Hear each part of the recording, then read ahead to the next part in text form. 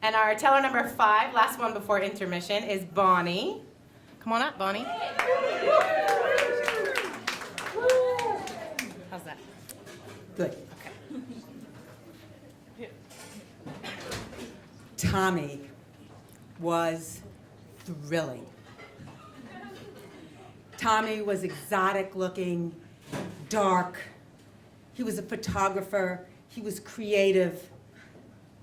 He was cute. We had chemistry. We had fun. Tommy was married to Linda. But they were separated, and we didn't pay attention to boundaries in those days of sexual revolution anyway. Tommy was a single father. I find single fathers very sexy. Did I mention I had a boyfriend, another boyfriend too? But Tommy and I went to Coney Island one anomalously warm February, gray, misty morning, and just walked up and down the boardwalk together, he with Chrissy on his shoulders, me with my daughter on the shoulders, bopping around. I have a button we took in one of those booths of us there that day, the kids in their orange and yellow slickers. It was just thrilling. Well, Tommy also led me to a very thrilling discovery, because Tommy lived in the village, that's Greenwich Village, back in the day, with his mother, Erica, who had long gray hair and was a real beatnik. I used to love to sit in her kitchen, and all the artists and writers would come through, and I would listen to their stories and their poems, and I was like a little wannabe poet sitting there, and I was gonna grow up and be just like them. I loved Erica more than I loved Tommy. Grace Paley, a writer whom I just loved, who was a poet, and some of you may know her, a novelist, lived in the same building as Erica and Tommy. And I didn't meet her then, but Tommy found in the garbage the blues of one of Grace's books, Enormous Changes at the Last Minute. Now the blues, see, back in the day before they had word processors and everything, they used to print books with type and everything.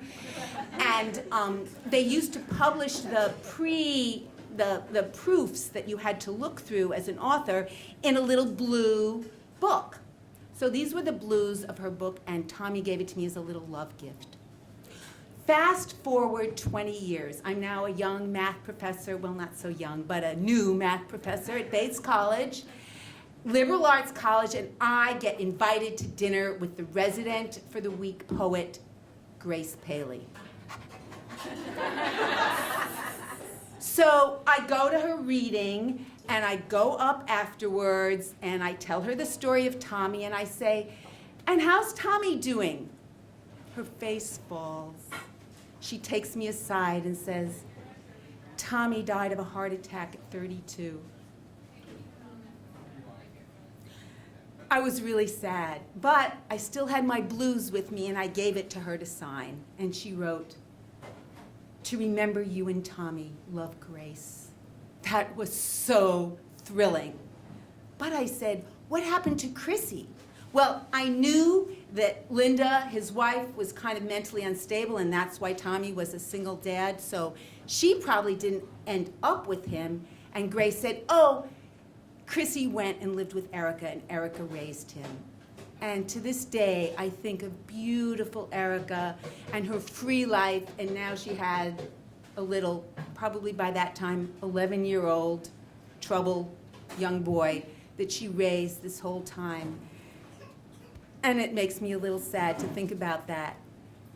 But the final thing that happened that was so thrilling about this story is that Grace was sick. Now you may wonder why that's thrilling. Well, I got to make her lemon, ginger, mullein, cayenne, honey tea. There were probably a few other things in there.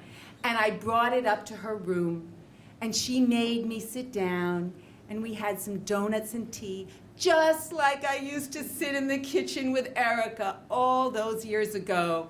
And this time, it was with Grace Paley. Thank you, Tommy. Rest in peace.